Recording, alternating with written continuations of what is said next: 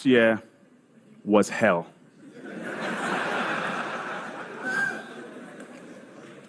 It was my first time eating Nigerian jollof.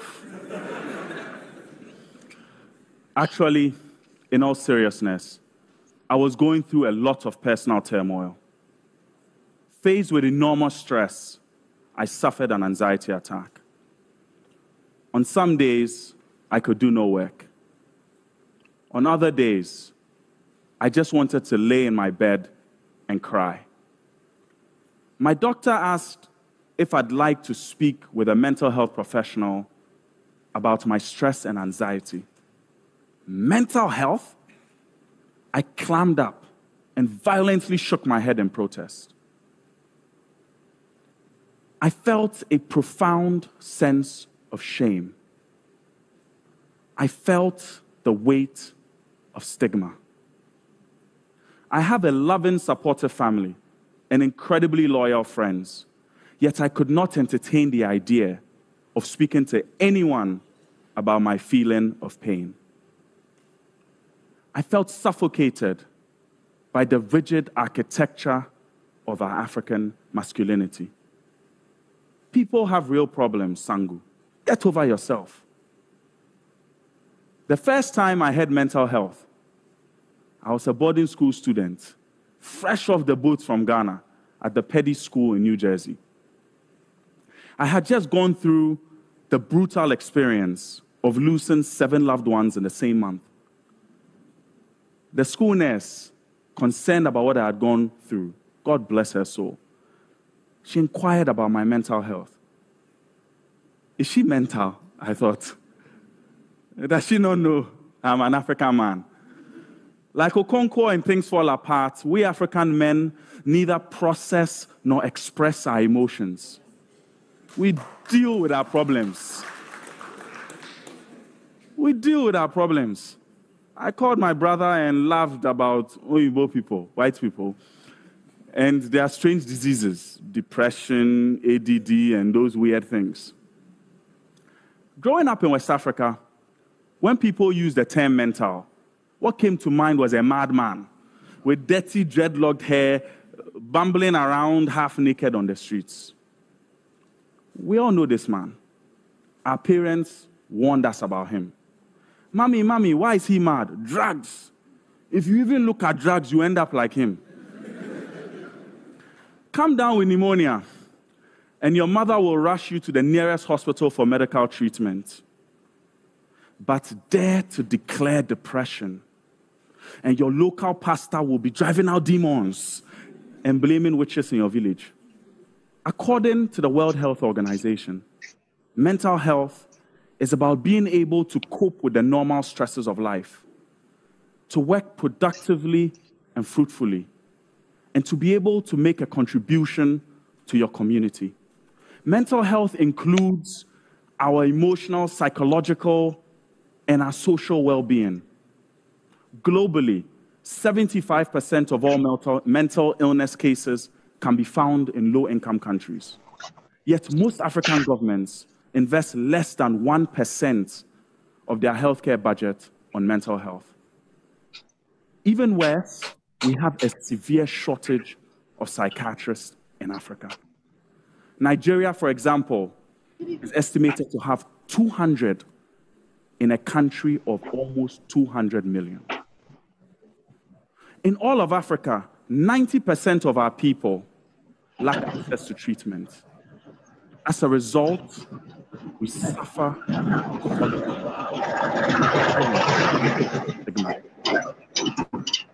We as Africans often respond to mental health with distance, ignorance, guilt, fear, and anger. In a study conducted by Aboleda Flores, directly asking what is the cause of mental illness, 34% of Nigerian respondents cited drug misuse. 19% said divine wrath and the will of God. 12% witchcraft and spiritual possession. but few cited other known causes of mental illness, like genetics, socioeconomic status, war, conflict, or the loss of a loved one. The stigmatization against mental illness often results in the ostracizing and demonizing of sufferers. Photojournalist Robin Hammond has documented some of these abuses in Uganda, in Somalia, and here in Nigeria. For me, the stigma is personal. In 2009, I received a frantic call in the middle of the night. My best friend in the world, a brilliant, philosophical, charming, hip young man, was diagnosed with schizophrenia. I witnessed some of the friends we'd grown up with recoil. I heard the snickers. I heard the whispers. Did you hear he has gone mad? He started talking, derogatory, demeaning commentary about his condition. Words we would never say about someone with cancer or someone with malaria.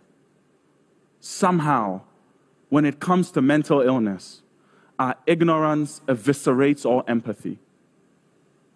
I stood by his side as his community isolated him, but our love never wavered. Tacitly, I became passionate about mental health, inspired by his plight. I helped found the Mental Health Special Interest Alumni Group at my college. And during my tenure as a resident tutor in graduate school, I supported many undergraduates with their mental health challenges. I saw African students struggle and unable to speak to anyone. Even with this knowledge and with their stories in tow, I in turn struggled and could not speak to anyone when I faced my own anxiety. So deep is our fear of being the madman. All of us, but we Africans especially, need to realize that our mental struggles do not detract from our virility, nor does our trauma taint our strength. We need to see mental health as important as physical health. We need to stop suffering in silence. We must stop stigmatizing disease and traumatizing the afflicted.